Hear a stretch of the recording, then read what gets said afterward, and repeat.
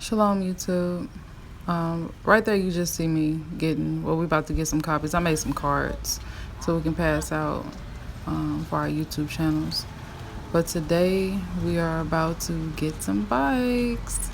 So this is a journey to go get some bikes, and it was quite a journey. We had to visit like several different places and price match and do all types of things because renting a bike in Davao isn't exactly what we expected it to be from watching other vloggers, but it was okay. See me buying some street food. It was good. Got an empanada.